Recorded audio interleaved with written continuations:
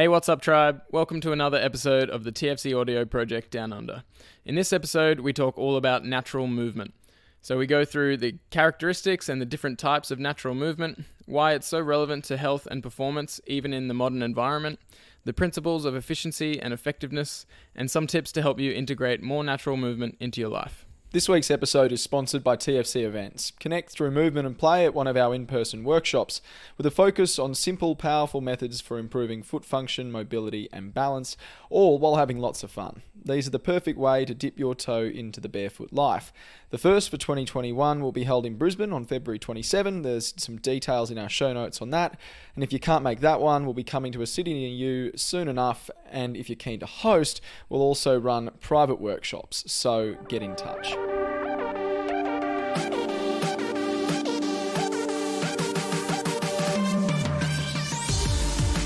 All right, so you're back with James and Mac for another episode, and this week is going to be all about natural movement. So this flows on really well from the previous podcast, which is on movement nutrition. So we really recommend listening to that episode first because we'll be referring to some of those concepts throughout. Gives a good context to what we're talking about today. Yeah, exactly. And this is quite a huge topic, the topic of natural movement. And fortunately, there's a whole massive book on the topic by... A Bible? Yes, yeah, big Bible. I'm actually super impressed at how thorough it is. And that's by Erwan, who's a French guy who, from what I've read and heard, he grew up sort of playing naturally in natural environments. His parents sort of pushed him to do that a lot, or encouraged him, and then sort of grew up and went into like the original sort of parkour scene in France. Yeah, right. And it's quite interesting, actually. There's just a little side note with the similarities between parkour and natural movement. If you look up a video on YouTube called, I think it's Parkour versus Monkey, or so, if you type that in, it'll come up. And it just has different clips of parkour people running through the streets and then clips of monkeys doing the same thing. And the patterns are very, very similar. Yeah, unsurprising, I guess. It's just a different environment, an urban one to a... Exactly. Yeah, so the concept is with parkour and with natural movement is just getting from A to B as efficiently as possible. So Erwan was around that scene and had a mentor who was really into like barefoot stuff and cold immersion and all this sort of more extreme stuff. So he just would spend a lot of time moving out in nature and in urban environments. And I think there was a method...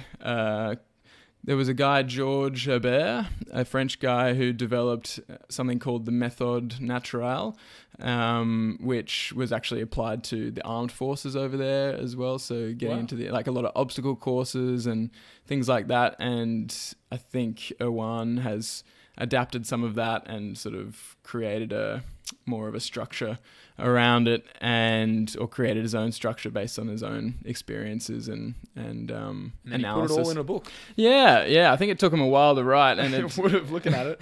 Yeah, so highly recommend checking out the book, especially if you're sort of into geeking out on movement. It goes very, very deep, very, very thorough. But I've been loving revisiting it. Like I bought it last year and got through some of it, but I've been revisiting it for this podcast and yeah, just very impressed. So you're saving them the trouble. Yeah, true. So this podcast, we won't be able to get through all of the topics in that book. It's sort of going to be an introduction to the philosophy and a summary of like the most important concepts.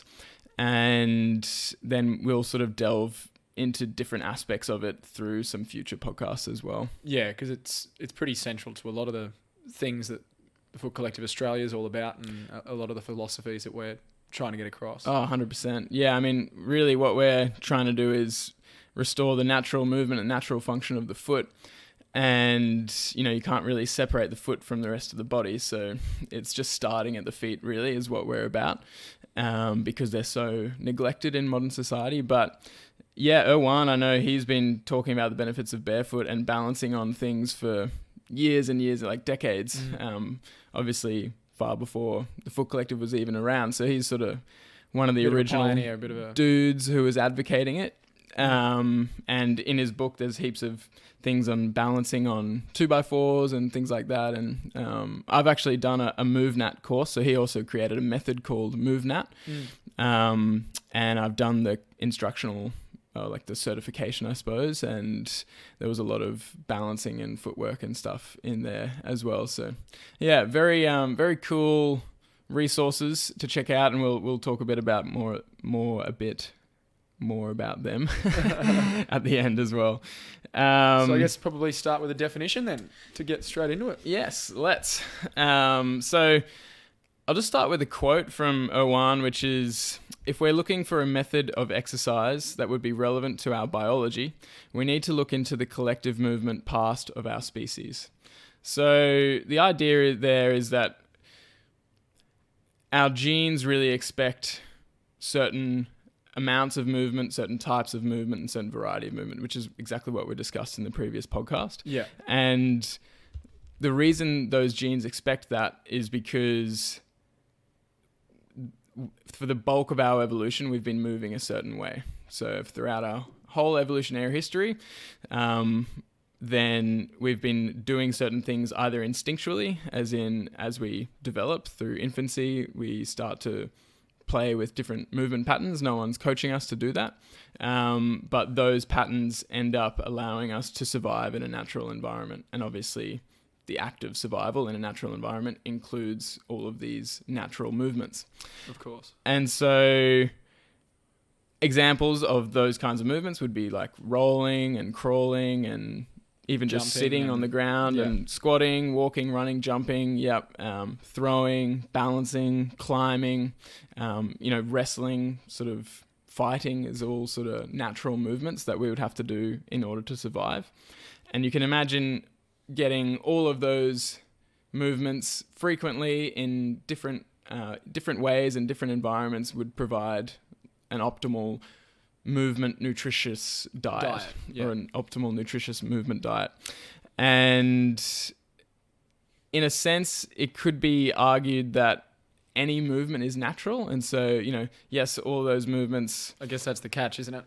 Us being natural would suggest that all of our movements are natural, but... Exactly, yeah. So humans are nature, in a sense. We are part of nature. And so everything we do almost could be classified as natural.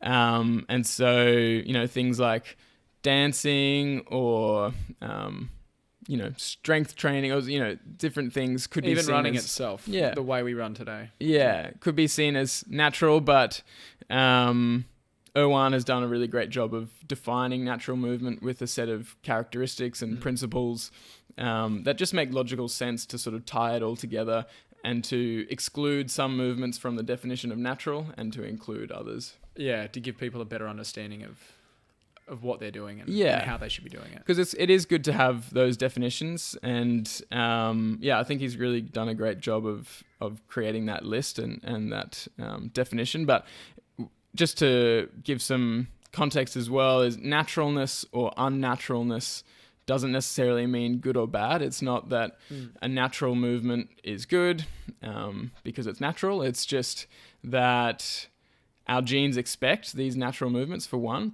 And also natural movements can and really should be the foundation on which all other movement capacities are built. Yeah. So, for example, strength training can be a really amazing thing for the body. So training with a barbell or Olympic lifting or, these kinds of things aren't necessarily natural, isn't a natural movement per se. Yeah. But they do include elements of natural movements. Maybe the process of training wouldn't be deemed natural, but if people have a mastery or at least a competency in the basics of natural movement, then they're going to be much better able to pick up strength training or dancing or skiing or all these other things. And on the flip side, having that baseline of strength training would help you with natural movement. It would picking up a log or it would help, but not get you there all the way, I guess. Yeah, it wouldn't help you get you there all the way, and that's what we'll talk about a bit later when we're talking about like efficiency and effectiveness and stuff. But so natural or unnatural, not necessarily good or bad, But natural movements should form the foundation. Yeah. Really. Yeah, And for sure. I mean, that makes sense because that's the natural movements is what we learn as kids and what we play with as kids. So the only reason we lose that foundation is really because of the sedentary culture. Yeah. So we'll get into the characteristics of natural movement. Lay them on us. So the first one he talks about is evolutionary. So natural movement stems from the way our species has adapted to life in nature since the dawn of mankind. So that one's pretty straightforward. Pretty straightforward, yeah. So in order to survive as a species and evolve, in order to evolve, we had to survive, and the movements that we did to survive are the natural movements. Yeah. Instinctual. So this means, like we said, we start developing natural movements, just those patterns as infants without needing instruction. Yeah. So they're biologically programmed in our brains to be expressed and played with as I was going to infants. say, and this is a lot of what we talked about in the play episode. That instinctual learning. Yeah, exactly. Natural movements are universal, so it's everyone's birthright, regardless of ethnicity, gender, or age, or anything like that. And that's probably a good way. Different cultures have different mediums of movement, like dances and various things, but those aren't necessarily universal. They're can be specific to each culture, different rituals and dances and things like that. So the idea is natural movement should transcend, ubiquitous across all human species, pretty much, or all human cultures and religions and so on and so forth. The next one is practical. So the primary purpose of natural movement is to be useful at ensuring basic physiological needs. These are all just the descriptions that are in the book. Yeah. But you need to do the movements in order to survive. So finding food, building shelter, escaping predators, things like that. They're all practical movements. Yeah. And again, that's sort of what excludes things like dance or, they're kind of bonus movements. These are the ones you need. Yeah, exactly. You need to get through the day and to get through life. Yeah. And along those lines is vital. That's the next one. So natural movement supports survival in life-threatening circumstances and ultimately serves biological fitness. So if you want to survive, you got to be able to escape in a natural environment. You got to escape predators. You got to be able to find food. So it supports life, and also in the long term, it gives you that movement nutrition, which then keeps you functioning optimally in the long term. So natural movement is unspecialized. I think this one's pretty interesting. Yeah. So natural movement skills are interrelated and work symbiotically. So this is where we're sort of talking about the foundation for everything else, because these certain fundamental human movement patterns form the basis of pretty much every other complex pattern that we can learn.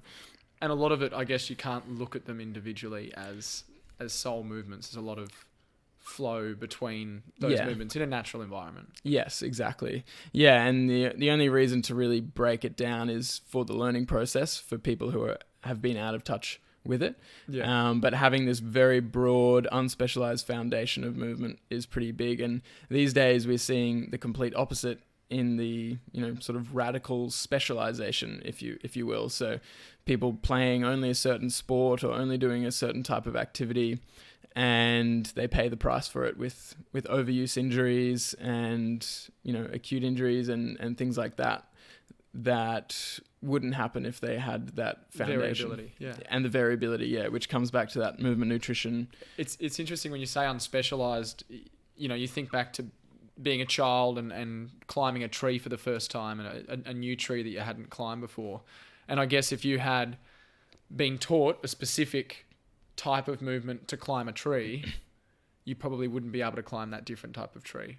But true. It's that unspecialized movement of the body all the way through, rather than reach to your left at a 90-degree angle, pull up.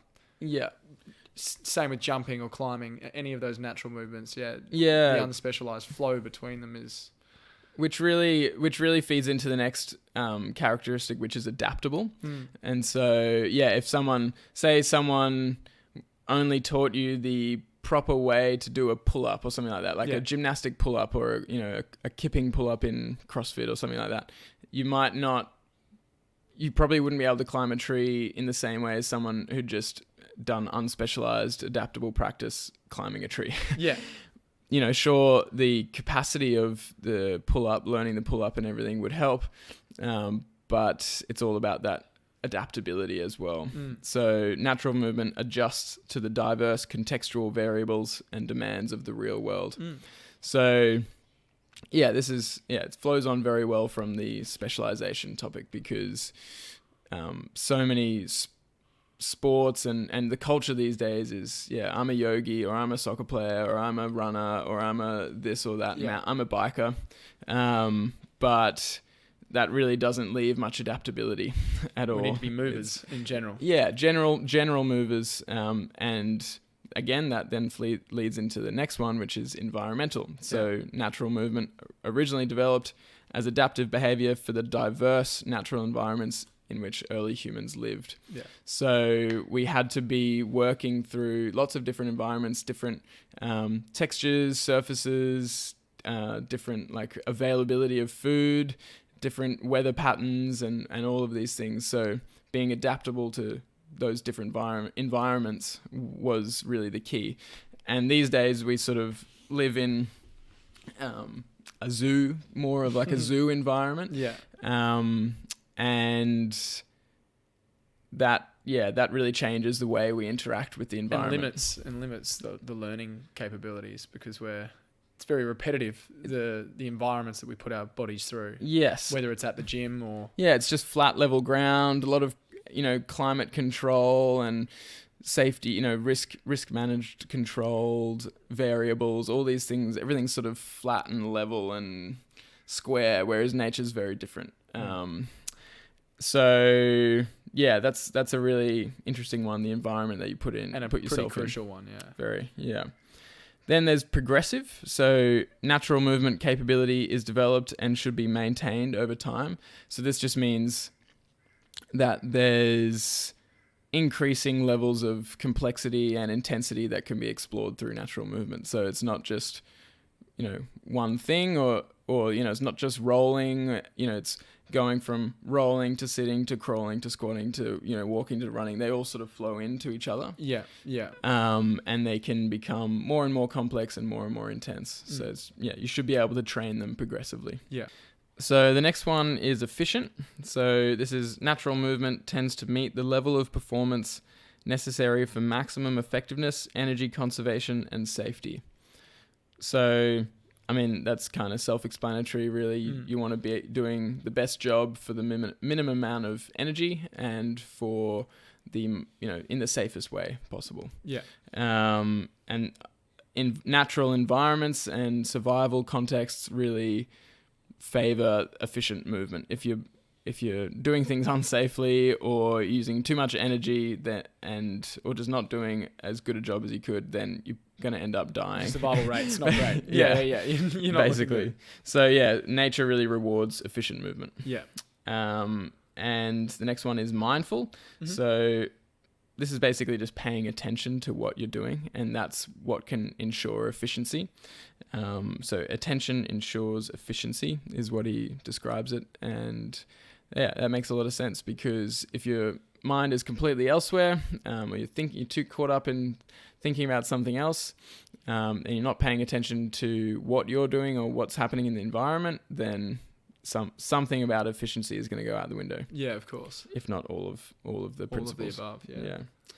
And the last one is cooperative. So humans use natural movement primarily for the benefit of the group or community they belong to. That's interesting, which is a complete contrast to a lot of the movement that is considered unnatural.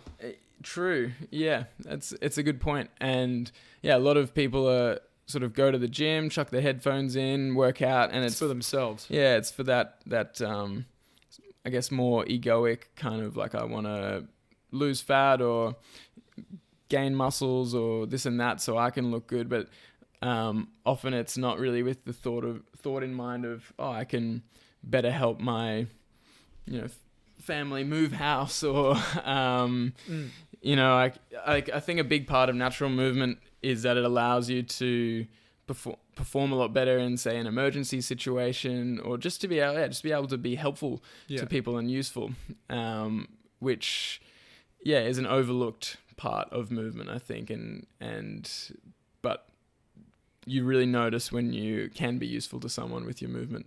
Yeah, and I think it's something today as well that a lot of people have just forgone, just handed over that usefulness, and openly accept that they are useless in certain tasks. Like, I can't do this, or I can't do that, when people need a hand with something. But you probably identify in your lives the people who are the useful ones, and they're the people you can count on when you need them. Yeah, exactly. And it's an interesting thing these days. Like, Erwan uses the analogy, or he uses the term movement poverty, which is kind of similar to what we were talking about last time in terms of everyone's kind of starved of movement. And so, there are increasingly culturally, it's very accepted to just not be a good mover. Like, oh, I'm just unco, or oh, I'm not into exercise, or I'm not into this or that. And people aren't even necessarily, I don't want to say embarrassed about it, but they don't see necessarily a problem with not being a good mover. They either think that's just how they were born, or whatever. And really, it's the cultural. I was going to say, it's because they're in an environment where that's okay. Or it's accepted that that's okay, and they know that they're not alone. Yeah, exactly. It's actually the case that most people are in that state of movement poverty, and Erwan talks about how that's something that movement poverty is a state that no one can actually biologically afford, because there's so many health complications with sedentarism, and also it's just a lot harder to enjoy your life. And I love what often surprises me is the disconnect between that. That does impact your health down the line, and that your inability to be useful, they see that as an isolated thing to survival, and it's like, well, if you were more useful, you may not have the health problems that you have. Yes, exactly. Yeah, and so this is that sort of short-term and long-term conversation where humans tend to really suck at focusing in on the long-term implications of their behaviors, because they're all about short-term, and because there's not that short-term survival pressure of like, I need to find food, I need to escape predators, and this and that. We've completely outsourced all of our movement, and controlled our environments so that we can survive easier, which is great in so many ways. So many ways, that's awesome, and it is it's amazing that we don't have to survive in a natural environment now in a lot of ways, but it comes with a lot of consequences, and we need to be aware of those consequences and actively seeking to change that or avoid those consequences. Not just acting like it's all good. Basically. There is a real culture of movement poverty and sedentarism, which is a real shame. And hopefully podcasts like this and things that we're trying to do online and so many other people are doing to try and change that narrative. Oh yeah. We'll change it, but it's a gradual thing, because it's been probably a very slow and gradual process getting to this stage where that balance has tipped. And yes, and so many societal pressures that keep us from moving.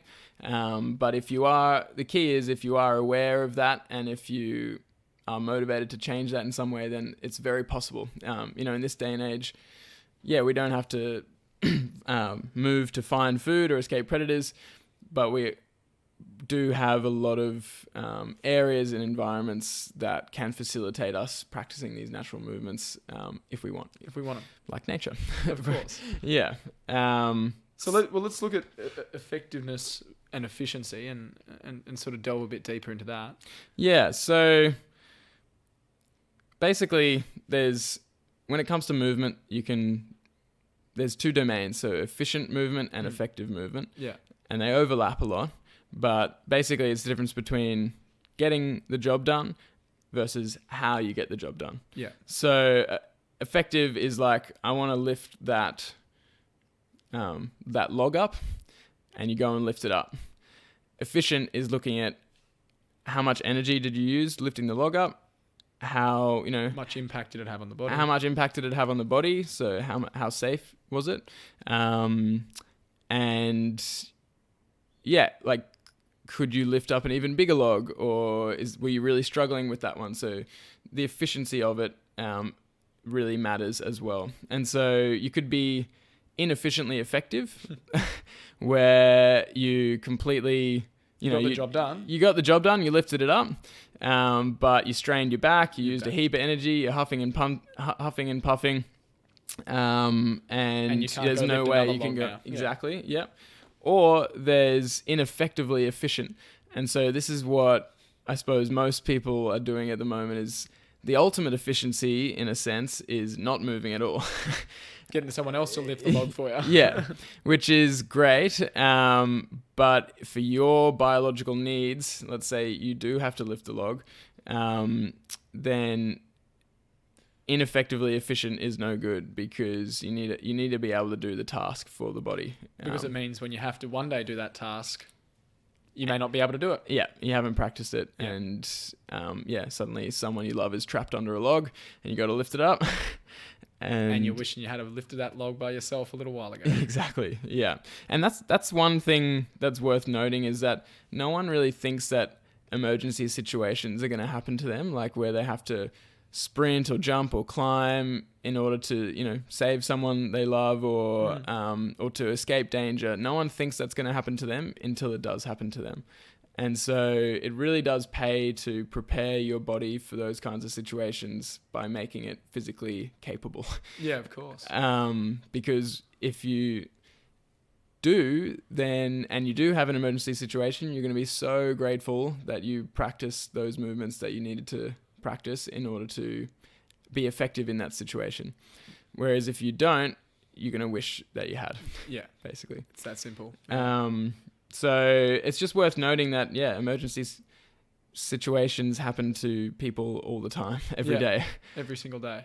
And it comes out of the blue, and becoming, having a base level of capacity and practicing efficient movement. You don't have to be Superman. You don't have to, Yeah, exactly. be able to lift huge logs off people every single day, but any little bit of movement capability and physical capability you develop will help in some way, or could help in a big way in certain situations that pop up. So it's just worth not just noting for someone that. else, but for yourself as well. Yeah, exactly.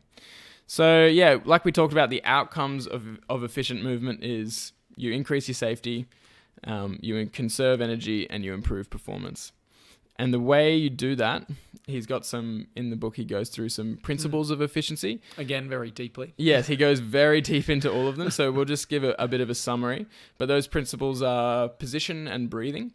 So obviously adopting the right positions for the task that you want to perform, and like the alignment of your bones and joints and muscles and everything, which relates to mobility and motor control. So, if you wanted to lift up a log, are you hip hinging? Can you, keep a neutral spine? This, that, and the next thing. That all relates to efficiency. So the next one on that is breathing. So obviously, the breath is what gives us energy, gives us the oxygen, which then goes to our cells, which then, goes into the whole energy creation process. And so if you might be adopting a certain position really well, but you can't breathe in that position, all of a sudden your efficiency is out the window, because if you're not breathing, you're not getting energy, in which case, it's just not going to work. Of course. So having that ability to adopt the right positions and be able to breathe in those positions is really important. And, on that note, certain positions will inhibit your breathing. So if you're sitting at a desk and you're all kyphotic, or your trunk is leaned forward into flexion, it's actually harder to breathe in that position, right. and it's harder to breathe diaphragmatically. So with your diaphragm, which is the most efficient way to breathe, so now you're inefficiently breathing because of your position. And I know we're going to go into breathing a bit later in another podcast, but it's a space that is really, only in the last sort of 5 to 10 years being given the respect that it deserves. But it's fascinating when you look at how many different aspects of the body and health breathing alone can it's huge. Improve. Yeah, so we're going to do a podcast with Tom, who's a physio who just lives up the road actually, and he's breath performance physio on Instagram. So we're going to delve deep into that with him. But a couple of great books on breathing that you can already look into are Oxygen Advantage by Patrick McCowan and Breath by James Nestor. Those are two of my favorites that people can look into in the meantime. But studying for the next one. Yes, exactly. So position and breathing, and then you've got tension and relaxation. So you need to have the right balance between tension in certain muscles and areas of the body and relaxation. So you can't just be all tense. It's kind of obvious, like if you're just all tensed like this and you're trying to move, then it's not going to be efficient. Yeah, of course. Because you're just using too much energy and you're not able to actually coordinate the patterns. Yeah. Whereas if you're just completely relaxed, then again, you're not really going to be able to get anywhere. Achieve much, yeah. So having that balance between tension and relaxation allows for efficient movement.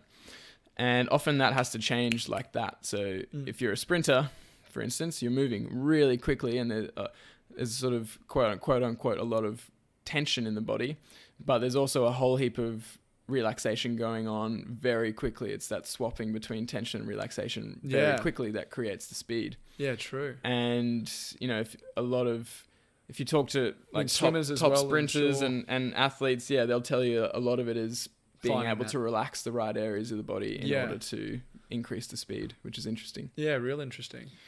And then we get to sequence and timing. So sequence and timing combined with position, breathing, tension, relaxation really creates your movement patterns. Mm-hmm. So all your positions might be correct. So say if you're going to pick up a log, you might have the right positions where you hinge and then you drop a little bit into a squat and you've got those positions. But if you don't do them in the right sequence, then the whole coordination is off and then the efficiency is gone.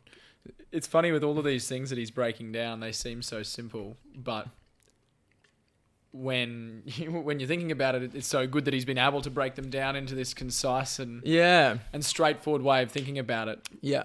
It gives you a language that is so just natural. Yeah. And it does really help because, it gives you a language to describe, and then be able to identify which ones you're missing or which parts are faltering. Yeah, exactly. And so the timing and sequence is sort of what makes movements feel natural or they feel efficient, is because the timing of the position and the sequence of all these things work together to create the pattern, say running or lifting or jumping or anything like that. And if you take away a certain part of the sequence, say a jump, if you take away the arm swing, then that completely throws away, or doesn't completely throw away the efficiency, but it affects the efficiency. You might still be effective, but you're going to be doing it poorly, basically. Yeah. Using more energy and less for performance. The same effectiveness. Yeah, exactly. So all of those factors, breathing and position, tension and relaxation, sequence and timing, they all create the formation of technique of any movement. Yeah. And like I said, that whole principles of efficiency really does almost need its own podcast. And you can, in the book, it's explained very deeply. So again, highly recommend getting the book. But he also talks about how efficiency by itself is not enough in terms of real world capability. So there's competency, which is motor learning, so technique basically, so getting all those things right. And then there's capacity, which is like more the physiological adaptations, so the strength and the power and this is where sort of muscle size and muscle power Play comes into in. it, yeah. Because you can't really ignore both of those, because both of those will contribute to physical capability. So if you were just really skilled, hypothetically really skilled with these motor things, but you just were really weak, then you're not going to have the best performance. No. And if you were just really strong, but you weren't very skilled, then again, you're going to be inefficient and you're not going to have good real world capability. And so it's the two of them together that matter. And the good thing is, like we've talked about, if you practice a skill enough, then that inherently will start to increase your capacity in an efficient way. And if you sometimes it's good to increase your capacity, especially if you have been sedentary for a long time and certain areas are weak and joints are stiff and so on. If you can increase your physiological capacity, that can help facilitate the learning of new motor skills. So they work hand in hand. They feed each other, yeah. Yeah, which is good. But in general, you do want to focus on competency first. So motor learning and skills first, because that's what will allow you to build capacity in a more efficient and safe way. I mean, is that a prime example, someone going to the gym and just starting to lift weights without properly learning how? Yeah, which I've seen a lot of. Going to the gym, you see people, they go, oh, deadlifts are good for you. They just go and start deadlifting, but they obviously haven't learnt how to deadlift in an efficient way. And yes, the body can adapt to lots of different movement patterns, but if they're wanting to get the best performance and the best outcome in the safest way out of their deadlift, it's important to actually learn how to deadlift. And similarly with running, we do our walks along the river every day, and what a window into we see the most motor skills, interesting mix of running styles, and some of them just clearly aren't efficient, and they're all still running. Yes, but they're running. But and it's no wonder why. I can't remember the exact stat, but I think it's 75% of runners will get injured every year, or will have some kind of injury every year. And it's like, when you look at that, though, it's no wonder. Yeah, because running is a skill that is developed, and most people aren't practicing the skill, and they're just running for their only form of exercise in the context of sitting for the rest of the day. And so their joints and their muscles and their whole nervous system is not set up for that task of running, and they're just trying to work through it. And yes, the body can adapt and handle a lot of load and all of that, but it does have limitations as well. You can't just keep doing that forever. And I guess the risk is that when people do it for long enough, it gets ingrained, that way of doing that movement. You see these people it's habitual. running. It becomes habitual, and they think because they can do it and can continue to do it, and they've got that capacity, that they're doing it the right way until they get injured. Yeah.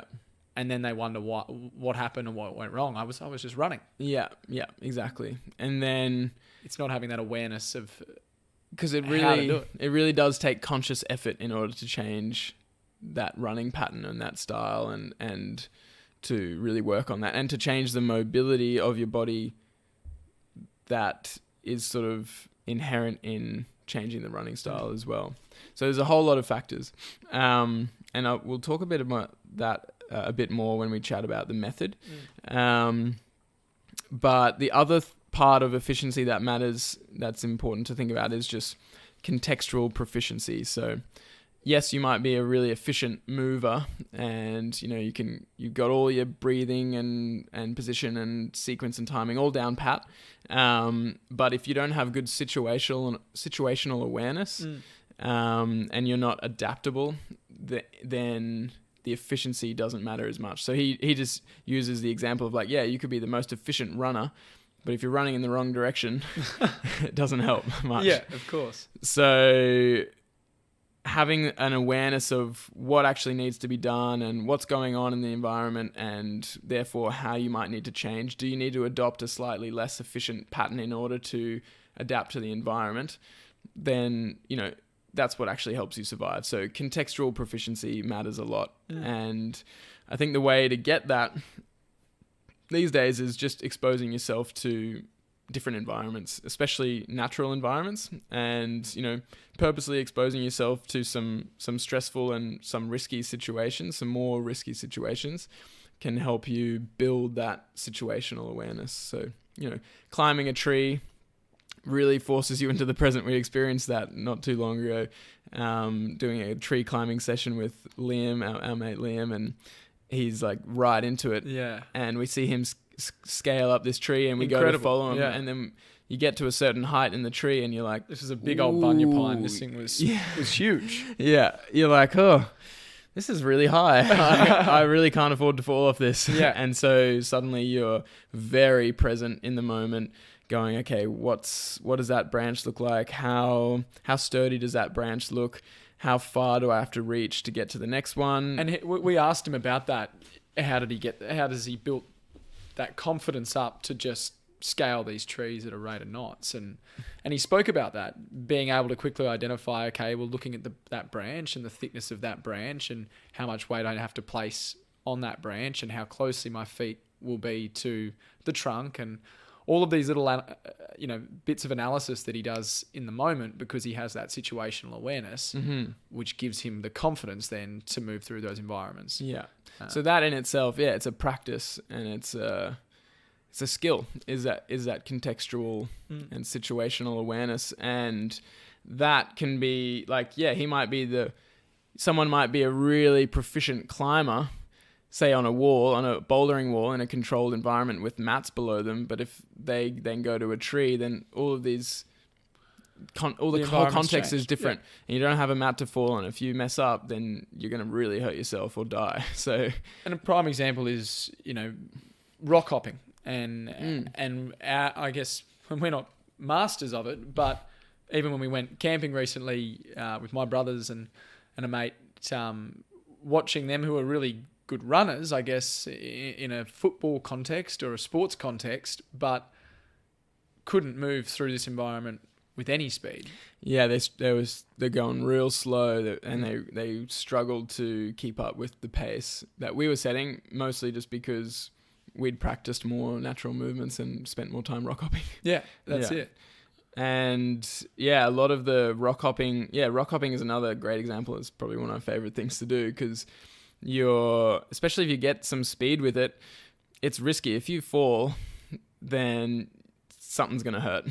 You're probably going to knock at least an arm or a leg and possibly your head. And so it sort of forces your brain straight into the present and really taking in, okay, that rock looks stable, that rock looks like it's too far away, that rock looks perfect, and there's water on that one, there's algae on that one, and then there's all these contextual factors that you take in at once, and then your brain changes the trajectory of your movement in order to suit that. And it's fascinating when you're experiencing that, the feedback that you're getting from the brain when you do nail one of those connections with something that may have been a little dicey in the moment in your head, where you're like, you go for it because you've got confidence from the context that you've already had and the situational awareness that you already have.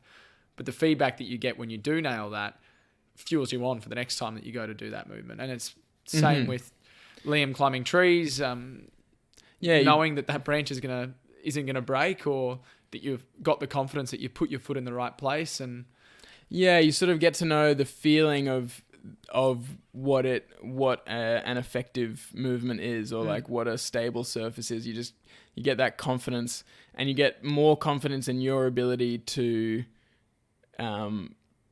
change your trajectory based on the environment. And troubleshooting on the go. And that's what really facilitates the speed. So to us, Liam climbing up that tree, it was like, whoa, this guy can really climb. And it's like, wow, he's, but it's because he's spent all that time doing it.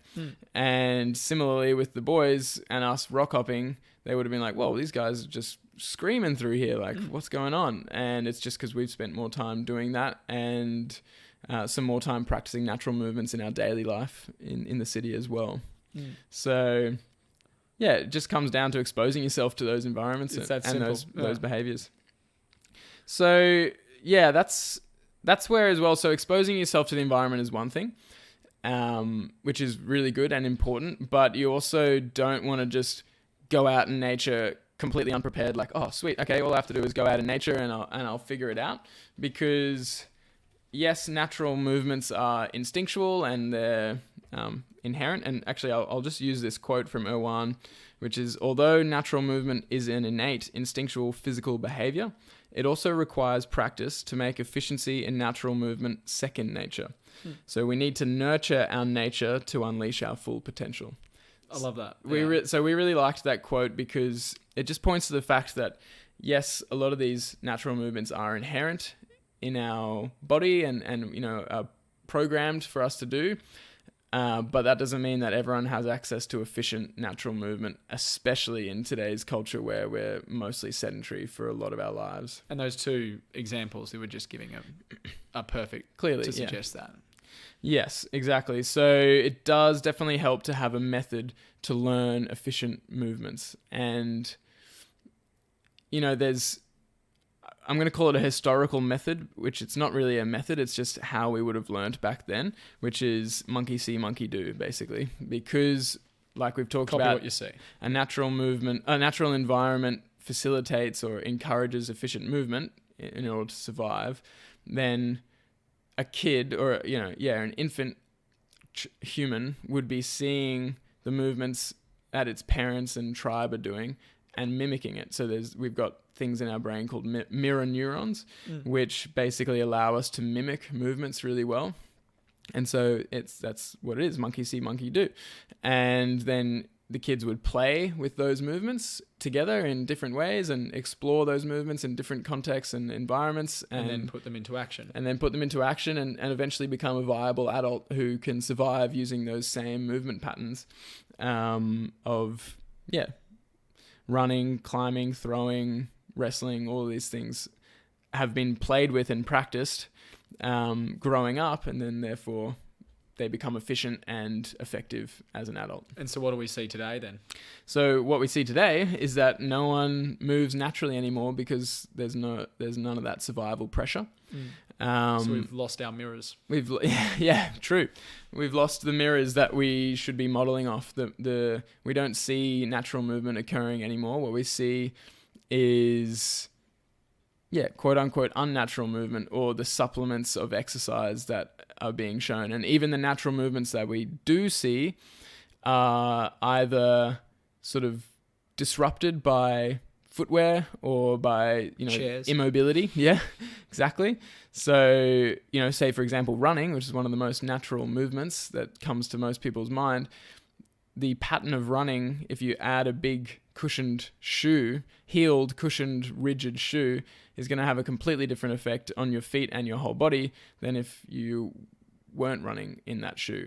And similarly, if your hips are really stiff from sitting, then your movement pattern is going to be far different than if your hips were open because, quote unquote, open or mobile into extension from practicing a lot of walking and running and jumping and so on. And we've seen prime examples of this in the past week with the launch of the Hacking the System in-person courses that we've been running with young footballers. And I mean, we suspected, and it was just quite, I don't know if confronting is the right word, but unsurprising to see how poor the balance was of some of these kids. And that really just comes back to the fact that, they haven't had anything to mirror off.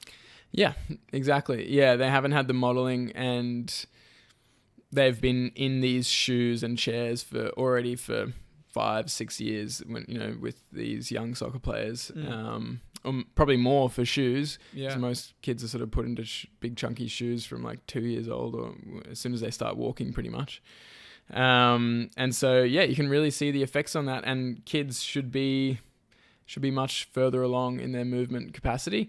But again, it's the societal trends. It's not their fault. It's not even their parents' fault. It's just the way the culture's been set up at the moment. And so we're hoping to be able to change some of that with Hacking the System as well, providing a bit more natural movement within a play-based context. Yeah, because that's how kids learn, and that's how it makes it fun, which gets it done. Ooh, I like that. Make it fun, get it done. Lock it in. So in the modern context, then we do need a method, which is basically a breakdown of what the movements are and step-by-step progressions of how to learn those movements, and having some guidance and feedback along that process can be really helpful. And obviously that will facilitate some focused and intentional practice. So if you know what you're supposed to be practicing, you know how it all works together, and someone's going, yep, that's right, or no, try and change this a little bit, then that allows you to practice with focused intention, where you're actually, I guess, developing skills and learning the patterns. And then on top of that, you can start layering capacity and intensity and things like that, like we talked about. Build the competency first, which then allows you to build the capacity in a safer and more efficient way. Yeah, for sure. And so, yeah, it's good to remember, like we said, make it fun, get it done. Because, like we said, humans aren't too good. Like, it's like, well, why do I even need to do all these natural movements? What's the point? And it comes back to that short-term, long-term thing. And another quote from Erwan is, natural movement always has been and always will be a timeless biological necessity. So whether or not you need it now to survive, or whether you need it long-term to thrive and to survive in the long term, because sedentarism is very closely linked to all chronic diseases that most people are dying from these days. So you do need it for survival in either short term or long term. But even saying that, like, everyone knows they should move and exercise more. Everyone knows they should eat healthy food. Everyone knows they should, sleep more and so on. But it's not unless you facilitate that with some kind of, I feel, fun or flow or play, that actually people start to do it. And so, cooking is the way to facilitate healthy food. If you learn how to cook and you know what's going in and you feel really confident in the kitchen, you got all the tools, then boom, boom, boom, there's healthy food. It tastes delicious and it's fun. Yeah. You want the process to give as much reward as the end goal Exactly. itself. Yeah, because people don't do too well with just thinking about the end goal and forcing themselves with discipline. It can happen, but it's harder, a lot harder. And I guess it comes back to what we're doing with those courses, with kids, trying to teach them how to enjoy this style of movement from an early age, so that hopefully you can build, a little generation of young movers who want to play with their movement barefoot. And want to build, these bodies that are resilient and can move. Exactly. Because it's play, because it's fun. Yeah, it's not about going, oh, kids, this is good for you. It's going to help prevent injuries, and you should do this, because anyone with kids knows that doesn't work. Yeah. I mean, working as a physio and even being a kid who's had physio before, if you get a bunch of boring exercises, you're just not going to do them. You'll do them for a couple of days. And that's not just kids, that's big kids as well. That's adults. That's everyone. It's everyone. So, you need to find a way to make the process enjoyable and rewarding and have some meaning to it. Yeah, of course. So where do you start? So I always like to start with the lifestyle and environmental factors, because these are what makes the biggest difference, because they're what you're doing for the bulk of your life. And if you can surround yourself with those, then they take away could be the biggest helper. Yeah, and they take away the element of like willpower and discipline, or they don't take it away, but they minimize the need for willpower. So some obvious places to start would be transitioning to barefoot or natural footwear. So this is obviously something we talk about a lot, and this is all down to facilitating the natural movement of your foot and therefore the rest of your body. It's the house you're putting your feet in. Yeah. So start at the foundation. That's our whole big thing. Yeah.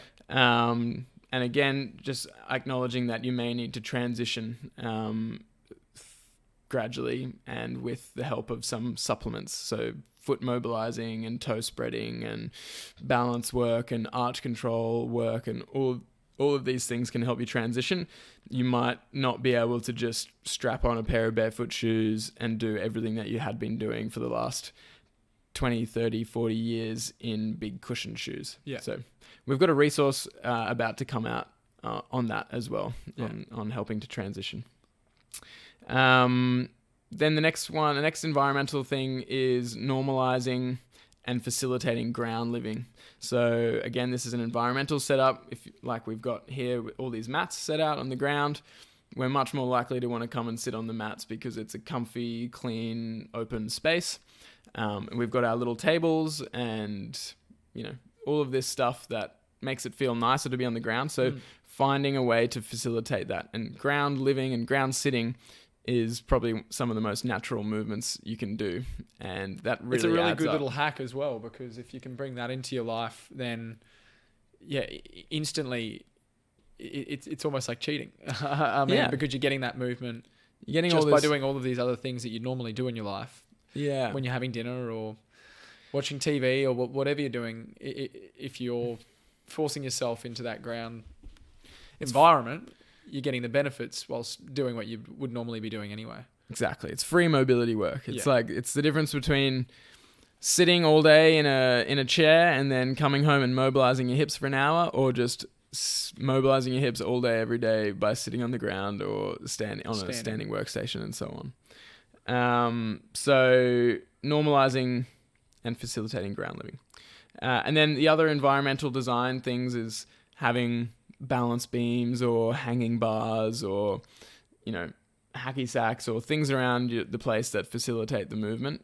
Probably the balance beam and the hanging bar are more relevant to natural movement. And those are, two really, really key bits of kit that I think everyone should have. Again, it doesn't have to be a TFC balance beam. It can just be a plank of wood, something like that. And a hanging bar, it doesn't have to be an expensive rig or anything like that. Or you could just grab a couple of gymnastic rings or... And again, this is all about building that environment so that you don't have to do half an hour on the beam every single day or half an hour on the hanging bar. But having them there in your environment subtly encourages you to get on them and move on them. And I know, I never had a strict beam training regime, but because they were there, when you'd walk past, you jump on it, and you're getting those snacks throughout your day. Exactly. That all add up. Yeah, they do, and they do really, really add up. And then just exposing yourself to different environments, like we've talked about, getting out in nature, going to parks, trails, creeks, mountains, all these kinds of things that sort of force you to adapt or move in a different... Well, don't force, but they encourage you to adapt in a different way. So those lifestyle and environmental things are really key. And if you can think of any others that apply specifically to you, then do that. We're just sort of giving you a place to start. But then having, like we talked about, an intentional practice, which involves elements of guidance and coaching and feedback, skill development, which does take repetition, and the feedback, like I said, whether that's internal feedback from your body or external feedback from a coach, something like that, that's really important. And then layering on that capacity, so strength, power, endurance, speed. So having intentional practice sessions, again, the more you do the lifestyle stuff, the less you sort of have to... the less you have to do the intentional practice, but the intentional practice can be really fun and rewarding in itself. And the better your intentional practice will be. Yeah, exactly. Yeah. Yes, exactly. Because if you're stiffening yourself up all day because you're not doing the lifestyle stuff, and then you're trying to do the intentional practice and add load and learn these skills, then you're going to be fighting an uphill battle. Yeah, it'll slow down your skill development and your ability to build capacity. Yeah. So all the environmental stuff really facilitates that practice.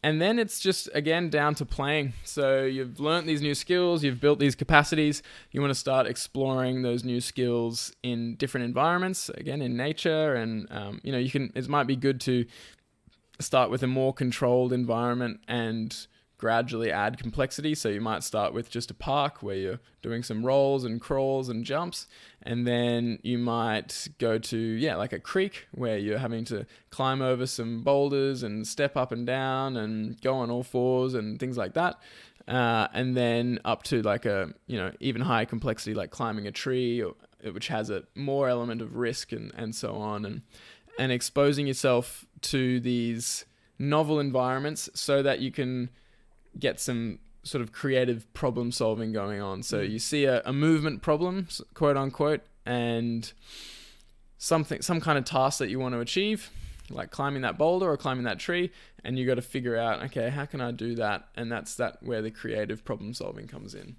And all of those factors are, and especially a bit of element of risk, are really key for getting into that flow state where you're feeling your best and performing your best and just fully in that present moment, which again is very rewarding and is what makes all of this stuff worth it in the short term. And then you get the extra bonus long-term benefits. I guess sort of the end goal of all of this natural movement is if you can reach that state where simply moving through a natural environment can get you into that flow state. Yeah. Rather than being frightened or uneasy or feeling out of your depth, if you can be moving through nature with freedom and with flow, then you've achieved what the end goal really is. Yeah, and it is hard to beat the feeling of moving through nature confidently, bare feet, connecting with nature in that way. It is actually really hard to beat that feeling because our brain and our body is just wired for that. And you give it that challenge and you show it that you show yourself that you're capable of achieving that, and you just get a whole heap of dopamine or reward chemicals. I mean, the flow, there's a whole neurochemistry of flow where you get a big dump of all these neurotransmitters and hormones that are like reward chemicals basically. So it's like being on drugs, but your brain is creating them in a response to solving movement challenges in the environment, which is pretty cool. Yeah, incredible. So that's a good place to start. There's also, like we talked about, there's MovNat, is the program, I suppose, of natural movement that Erwan's created, and they've got some online e-courses that there's like fundamentals of natural movement, and then there's MovNat mobility, and then I think they've also now got a MovNat metabolic conditioning kind of thing. Yeah. So they're expanding their online offerings, I guess, especially because of the COVID thing. I know they do run certifications and one-off events, kind of workshop kind of days. And that'll depend on, where you live and what the situation with lockdowns are and, instructors in the local area and so on. But I think the online courses are a really great place to start. And if you can get to those in-person events, then that'd be a great thing as well. And then we've obviously got a lot of resources in terms of natural foot movement. So we've got our Barefoot Education webpage and a bunch of videos on there. And we'll also be working on a more thorough, detailed resource for like getting out of foot pain and transitioning to barefoot and things like that, which will be coming over the next week or so. Plus some more videos just on certain movements, particular movements. Yeah. And we've also got our tools and products that help facilitate some of that natural foot movement. So the wild toes with the spreaders, which are toe spreaders, and the mobility balls and balance beams. Yeah. So plenty of stuff there to work on and play with. And then we'll also be getting some content now out at Bush 1. So we're actually planning to get out to TFC Bush 1, which we explored a bit of the concept in our first podcast. But for those of you who may not have listened to that one, it's basically a plot of land that my uncle and auntie own out at sort of west of Brisbane, southwest of Brisbane. And it's just deep nature. The perfect playground for natural movement as well. So we're going to be setting up a bit of a retreat center there that the our community can share in, and eventually run some proper nature immersion retreats. That's the vision with it, and we're going to just start spending some more time out there building and creating the content, like sort of more natural movement content.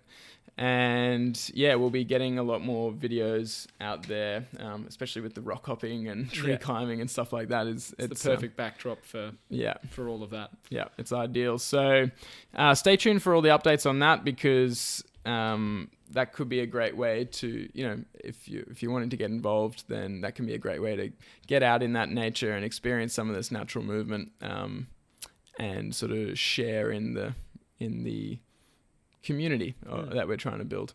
But more to come on that later. And otherwise, we'll wrap up this week's episode. So thanks so much for tuning in. Thanks, guys. And next week, we'll be talking all about movement practice.